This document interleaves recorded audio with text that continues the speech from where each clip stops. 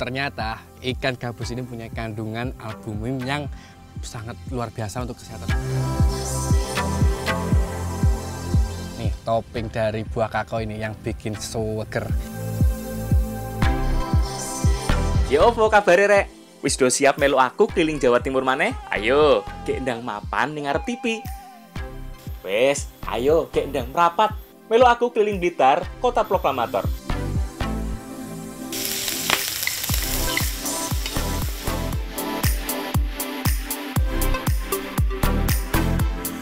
Nah, kenapa nilai ini digoreng terlebih dahulu? Ini gunanya agar teksturnya itu tetap terjaga.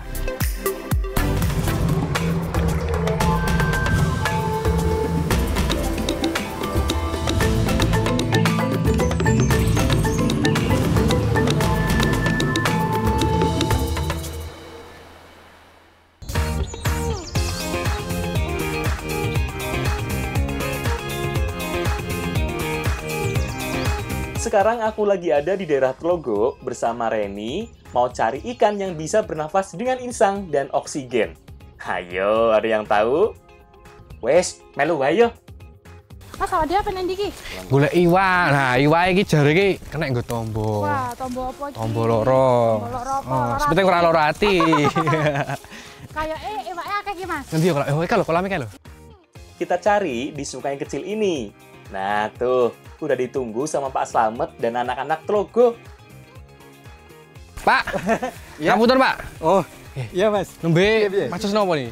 Ini kita arep golek iwak gabus, Mas. Nah, iki mau Pak. Putu. Sing jare kena nggo tombo iku to, Pak. Ya, bener. Dimasak enak gak, Pak? Oh, enak. Kok pengen, Pak? Aku gunta mangan, Pak. Wah, siap. Niki sih. Iki, Panah, Pak. arek-arek iki banyak. Agak nggih, Pak. Akeh, gede-gede iki. Kulo tak tumut jegur ya, Pak. Siap. Monggo. Ya wis.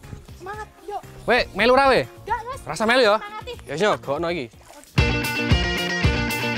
Oke deh Ren, biar aku sama anak-anak desa Tlogo yang cari ikan gabusnya. Ayo rek, golek sing akeh.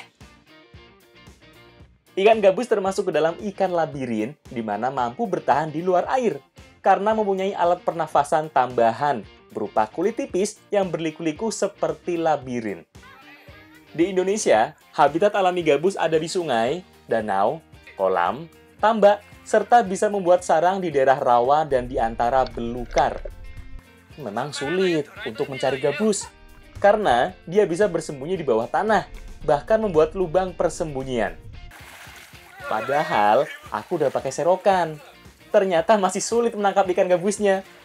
Ya, memang ikan gabus terkenal dengan kulitnya yang licin.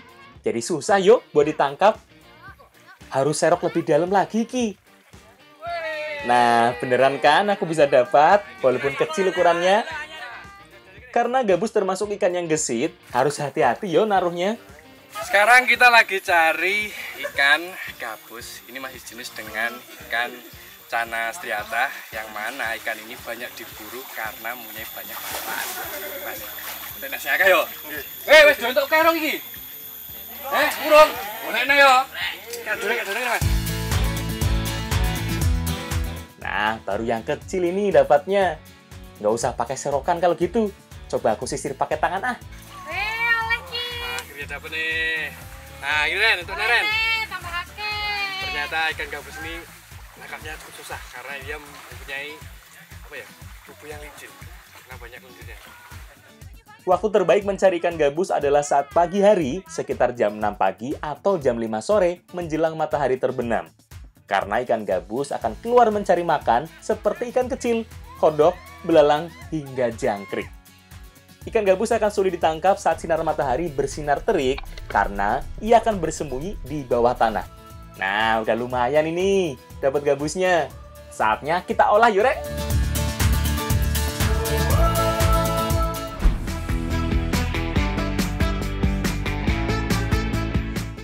Banyak menu yang bisa kita olah dengan bahan iwak kutuk alias ikan gabus ini. Salah satunya, yo iki. Pak. Nah, ini kan kepala gabusnya sing dapak nih, Pak. Kok enak bambu barang ngeten iki. Nah, iki arep tak gawe pepes kepala ikan gabus. Pepes nganggo ndas gabus ya, Pak. Khusus kepala Khusus ikan ya. gabus. Lah nggih. Rasanya malah nampol. Lah ngopo, ya, Pak? Kok betong ngeten iki? Ya, Bambu. nanti kita untuk dibakar di sini. Oh, bakarnya gini. Aromanya, iya. Oh, fungsinya neng aroma nih, Pak. Iya, Tradisional ya, Sana Pak ya? aromanya. sangat tradisional sekali. Karena ini pepes bambu, aku harus bersihkan bagian dalam bambunya. Ren, kamu iris-iris bagian bumbunya yo, dirajang. Biar Pak Slamet yang bikin bumbu halusnya. Bumbu pepes yang harus dihaluskan yaitu bawang merah, bawang putih, cabai, kemiri, garam, dan gula. Untuk menghilangkan bau amisnya, aku lumuri kepala ikan gabus dengan perasan jeruk nipis. Nah, ternyata ikan gabus ini tidak hanya bagian tubuhnya aja yang ada dagingnya, tapi bagian kepalanya pun masih ada dagingnya. Nah, itu biasanya kalau di sini itu dikuah. Nah, kali ini bakal kita pepes nih, Pak ya? Iya, pepes. Nah, yang unik kita masaknya pakai ini nih, bambu. Nanti dibakar ya, Pak ya? Siap. Bumbu pepesnya sudah halus, sekarang aku mau tumis dulu. Gak usah terlalu lama, karena nanti bumbunya akan dibakar lagi. Wah, ini pun wangi, Pak, nih, Pak. Udah. Mateng, Pak. Jangan ya, Pak. Mumpung masih anget, bumbunya langsung ditaruh pada daun pisang dan dicampur dengan kepala gabus. Masukkan juga irisan tomat, paprika, daun kemangi, dan cabai. Bungkus dengan rapi yuk. Nah, cara bungkusnya ternyata harus benar, terutama bagian atas dan bagian bawahnya, karena untuk menghindari bumbu keluar. Kalau sudah rapat begini, tinggal dimasukkan ke dalam bambu. Pastikan bungkusan pepes masuk semua ke dalam bambu. Setelah itu tinggal bakar di atas bara api. Ampun Pak, niki Pak. Ampun, Pak, nih, pun siapa? Ya. Pun, Baru nanti Budi. kita bakar. Lo di bakar sini. mawon. Nggih. Ini, Ren. Pengen mangon aku tuh, Ren. Aku res iso lagi. Ini, Ren. Nah, bakar bambu hingga gosong. Tapi jangan khawatir, ikannya tetap aman kok. Ah, iki wis belum kas mateng. Mateng ya. Iki. Nah, jadi teknik pembakaran dengan menggunakan bambu seperti ini itu gunanya untuk mendapatkan aroma pepes yang khas dan agar tekstur dari pepesnya itu tetap terjaga, matangnya juga merata dan mendapatkan matang yang pas ngono ya. Oh, jadi pakai Nah, api. iya, karena kalau cuma pakai daun pisang itu bisa gosong atau kebakar daunnya. Kalau daun pisang sudah mengeluarkan buih air dan bambu sudah gosong, artinya pepes sudah matang. Nah, angkat aja yuk.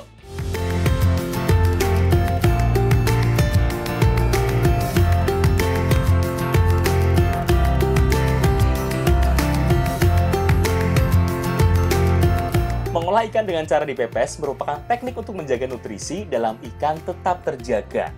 Tidak seperti digoreng atau dibakar langsung. Dengan dibakar bambu, bumbu pepesnya meresap ke dalam kepala gabusnya. Ditambah lagi wangi aromatik dari kemangi menambah cita rasa tersendiri. Wah, rasa dari pepes kepala ikan gabus ini ternyata bumbunya itu meresap sampai ke dagingnya. Dan dagingnya ini sendiri itu empuk.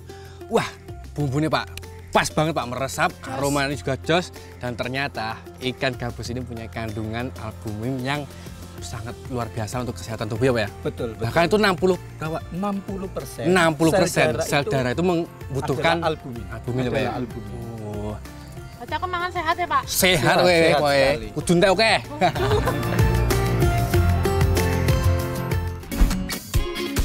Kalau tadi iwak kutu sudah kita olah bagian kepalanya, sekarang kita akan mengolah nggak cuma kepalanya, tapi sampai sebadan-badannya. Hehehe. Dimasak apa Bu iki? Dimasak kuah asem aja ya Mas Kuah ya. asem ae, enak ya Bu ya. Seger ya? Seger ya? Seger. Aku arep Ren. Belum lah. Ya wes, dimasak sih ya Ren ya. Oke Bu, ini kabeh apa mboten Bu? Badan-badan rasanya. Bagian yang potong ikan gabusnya, biar aku aja Bu. Karena mau dibikin kuah asam, aku potong jadi 2 bagian, biar mantep pas makan.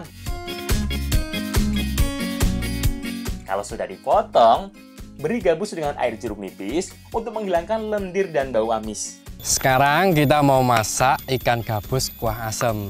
Nah, yang unik di sini rasa asemnya itu kita ambil dari buah belimbing wuluh. Wah, rasanya kayak apa ya? Ren, Penasaran aku. rasanya Ren. Bumbu yang diulek Reni sudah halus Ki. Ikan sudah dipotong dan sayuran pelengkap sudah diiris juga. Tinggal kita masak wae ya sekarang. Mas Yo. nyuwun tulung kenapa? Bumbune ditumis Oh, nggih. nggih. Oke Mas. Bisa pikirin? Siap Oke. dong. Bisa ya. Minyak ini. Ini Mas. Ya ini gue lungno sih, tak nyiap nih sih.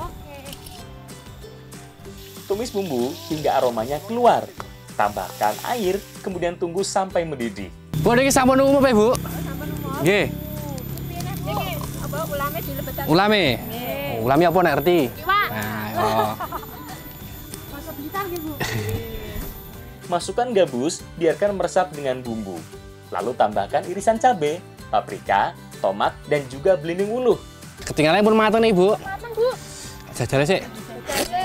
Enak banget. Enak iki tenan wis. Kok wae kamu ya.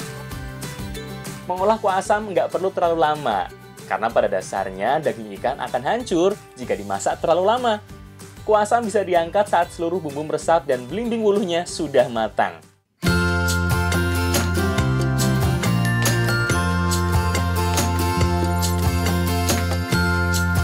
Lah, iki rek ikan gabus kuah asame wis mateng. Pengen aku, Pengen Ren? Gak sabar loh, Bu. Banget. Monggo, dirapi sarang-sarang, Bu. Monggo, Mas.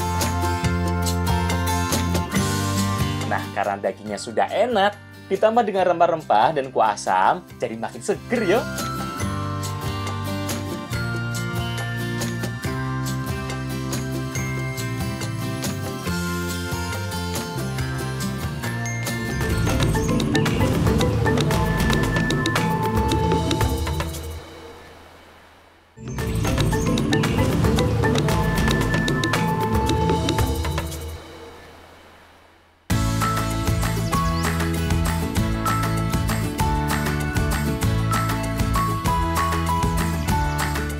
Blitar identik dengan coklat.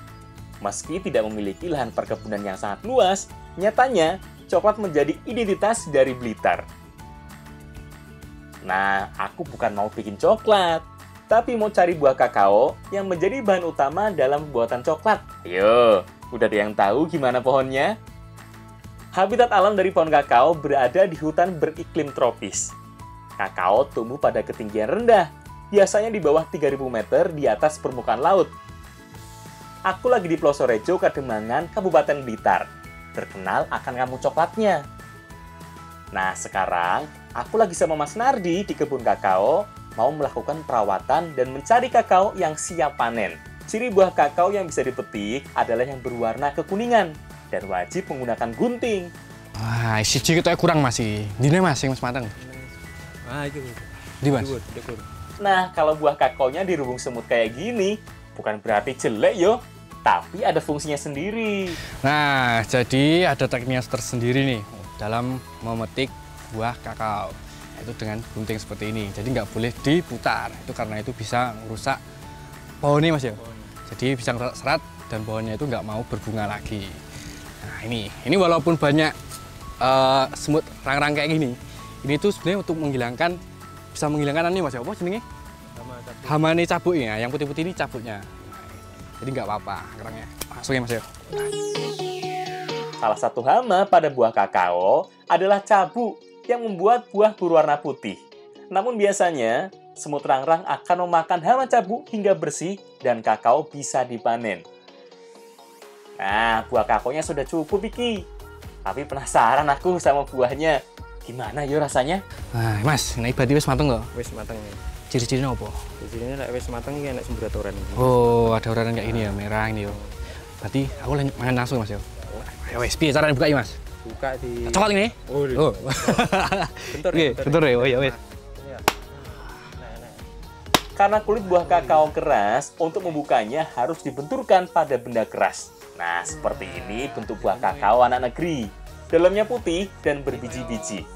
Nah, Mas, ini apa? Boleh dimakan langsung? Boleh. Tenang ya. Konek aku keracunan kok ya. Jajal Mas ya.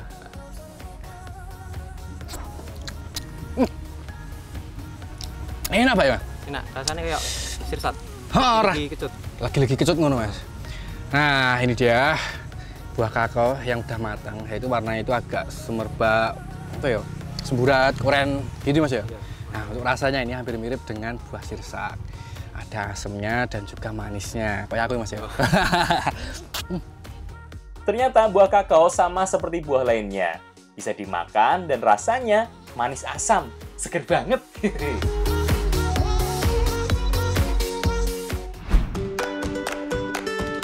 Kalau bikin kakao sampai jadi coklat, wah perlu proses yang cukup lama.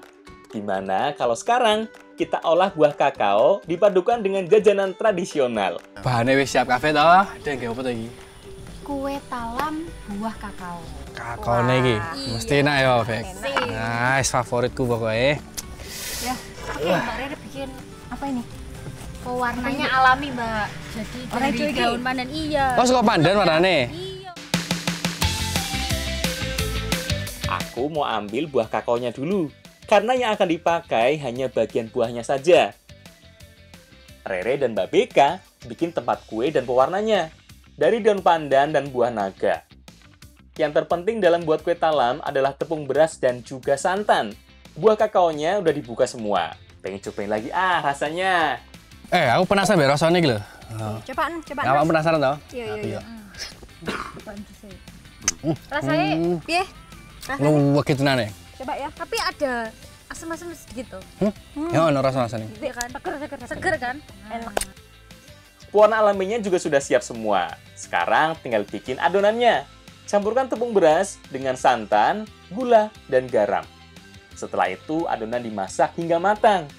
Aduk terus sampai adonan menjadi agak kental. Ayo dadine ngene iki Mbak Beka. Wes bener, ayo. Wah, ini ya. Iya, wes diangkat. Lah. Dadi kumpel ngene. Pas jenang ya, susum ya. Sekarang adonan dibagi menjadi dua untuk diberi warna hijau dan merah. Aduk hingga adonan berubah warna. Saiki dilebokno takir ya. Wah, nganggo takir. Oke. Oh, iki kudu teko godhong pandan ya. Iya ben wangi. Wah, gawe Masukkan adonan 3/4, lalu tambahkan biji kakaonya. Kalau sudah banyak, tinggal kukus wae yo. Butuh waktu sekitar 15 hingga 20 menit biar talam kakaonya matang sempurna. iki wis mateng iki to ya. Oh. Iya. Ayo. Ambune pandan iku lho. Wangi bae yo. Ayo, gak sabar iki aku. Wis mateng iki. Wes diangkat aja. Dekat ya.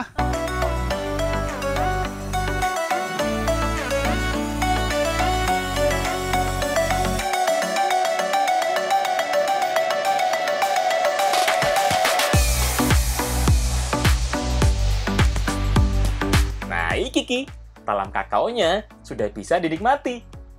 Kalau warna-warni kayak begini, bikin tambah lapar yo.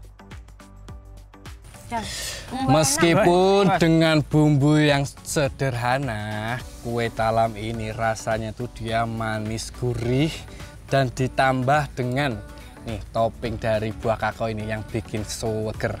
Ini kenapa ditaruh di atas? Ini agar rasa dari buah kakao ini dia keluar dan ditambah apa ya? Ben iki ana kayak gizi nih yang ini. Betul. Dan ternyata buah kakao ini punya gizi atau kandungan yang dapat melancarkan untuk pencernaan kita. Jadi sing sebel-bebelan ngono iki, wah, Langsung lancar ya. Karena alam memberikan banyak manfaat.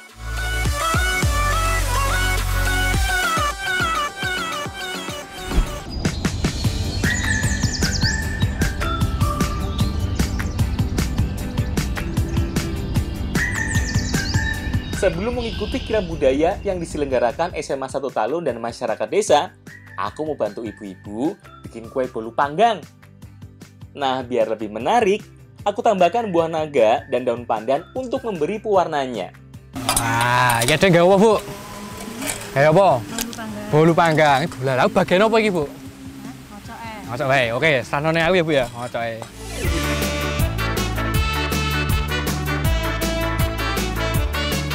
Nah, aku yang bertugas untuk mengocok semua bahan, mulai dari telurnya. Nah, ini sampun rata lah, Bu.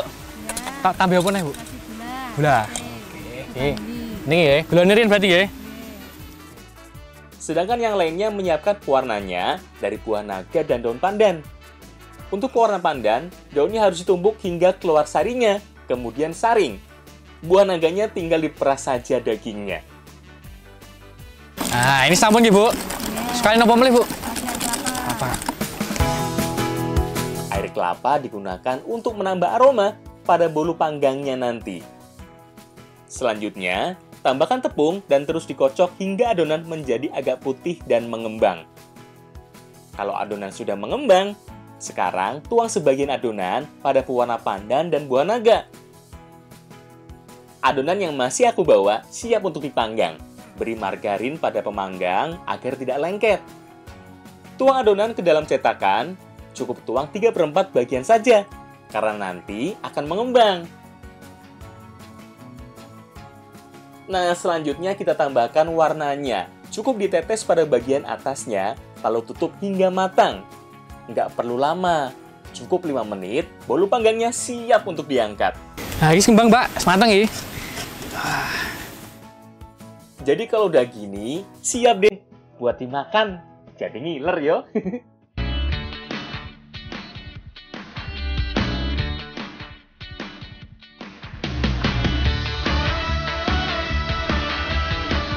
Wah, Nyet mau nyicipin, malah ketagihan yo.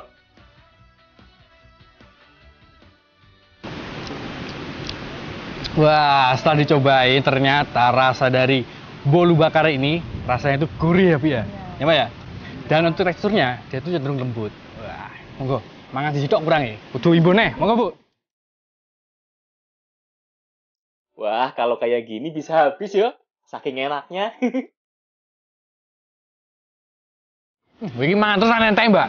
Ya wis, gua acara wae ya. Ya, yo. Gowo.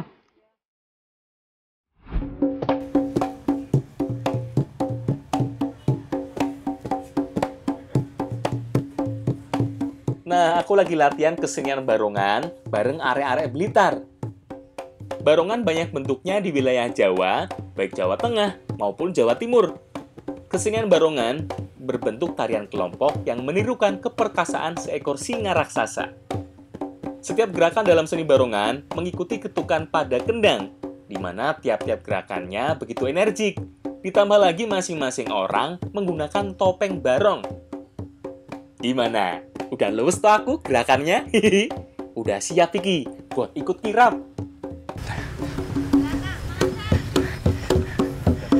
Wah, sekarang lagi ikut latihan seni tari barong. Nah, ini salah satu kesenian dari Kota Blitar.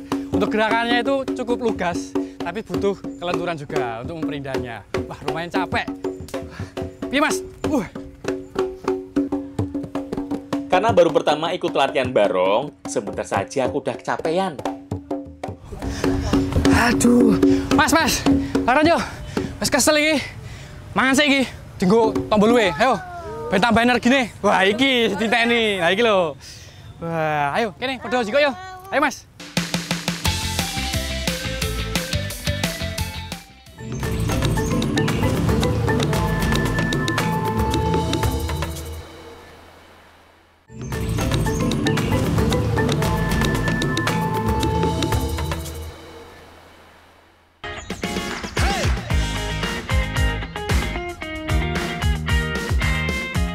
Salah satu ikan populer untuk konsumsi dan budidaya adalah ikan nila.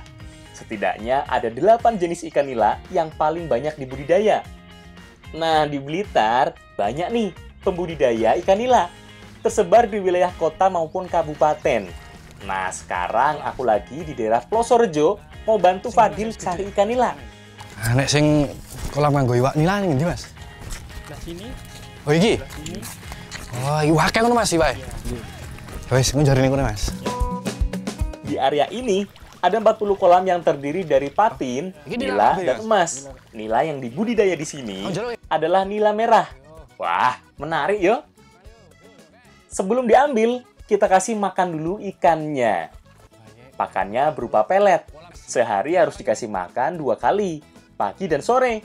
Ah, ngumpul ya, rame oke. Wah, ya serok nae to. Piye, Mas? Go, ngendi?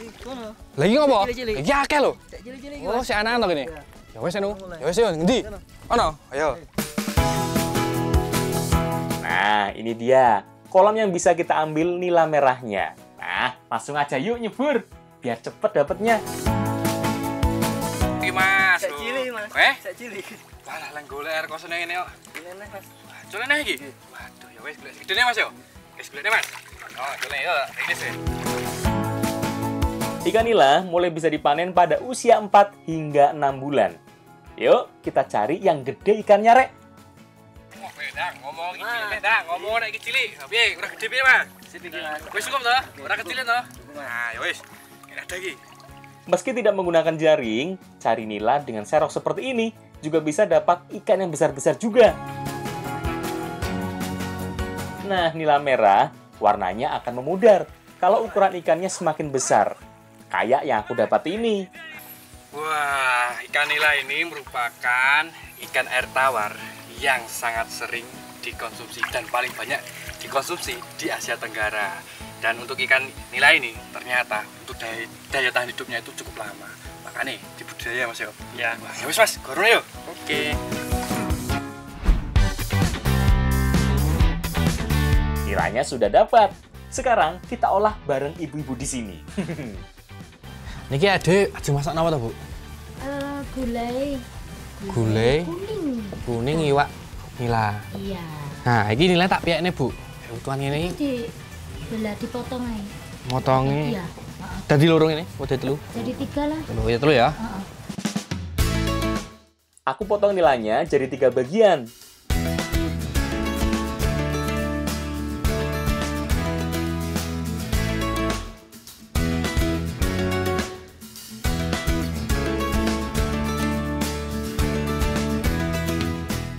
Ibu Umi yang bikin bumbu gulainya. Mbak Tania iris timun, dan Mbak Ayu yang buat santannya. Karena ikan yang aku dapat lumayan besar, jadi bumbu gulainya harus banyak, biar meresep ke ikan. Bumbu yang harus dihaluskan untuk membuat gulai kuning yaitu bawang merah, bawang putih, cabai, kemiri, jahe, lengkuas, kunyit, asam jawa, ketumbar, gula merah, dan garam. Ah, ini ikannya sampun, Bu. Oke lah, Bu. Oh, kan melon. Oke, sedap, Bu ya. Tak pindahin, Bu. Biasanya untuk mengolah ikan yang dibeli di pasar atau diambil dari kolam akan bau tanah atau amis. Nah, untuk menghilangkannya dikasih kiki. Sekarang, aku mau tumis bumbunya lebih dulu. Kalau sudah harum, tambahkan santan. Aduk terus sampai santannya mendidih, kemudian tambahkan ikan nila, irisan timun, tomat, dan daun bawang. Bu, ini sampun ketinggalan. Pun nggih? Oke. Monggo, langkate, Bu. Nah, rasanya sudah pas iki. Artinya, sudah bisa disajikan.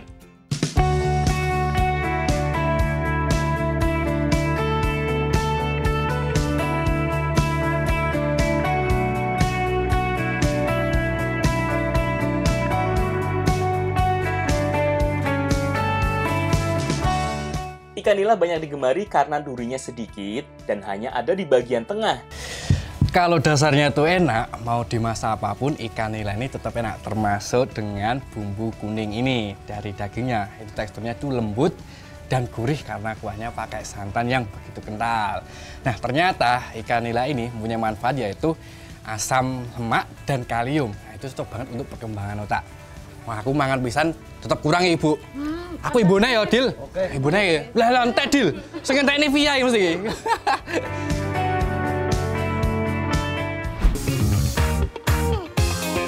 Kalau tadi dibikin santan, sekarang aku mau padukan ikan nila dengan nanas dan belimbing bulu. Aku bersama Anes dan Ibu Rohimah mau masak nila kuah merah. Spesial pakai nanas. Aku yang iris nanas dan ikan nilanya.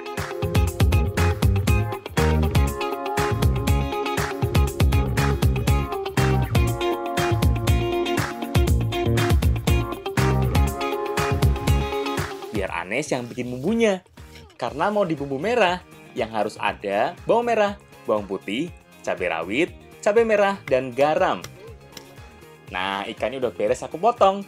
Sekarang digoreng dulu sampai kering. Jadi ikan nila ini mau kita masak kuah merah. Nah, kenapa nila ini digoreng terlebih dahulu? Ini gunanya agar teksturnya itu tetap terjaga. Yang unik di sini, nilanya bakal kita kasih bumbu nanas dan belimbing. Wah, rasanya kayak apa ya gue. Mbak, yang digawe bumbu ini toh, yang dicampur gini. Yo, tak angkat sih ya. Kalau sudah matang, sekarang tinggal tumis bumbu merahnya. Sampai aromanya keluar, tambahkan air secukupnya. Setelah itu, masukkan irisan cabai merah besar, tomat, belimbing wuluh, dan bawang bombay. Iki. Oke, isi marina iki ya, Nes. Masukkan nanas, biarkan sampai bumbu rata, dan terakhir ikan nilanya. Diamkan selama 5 menit, dan nila bumbu merah sudah matang.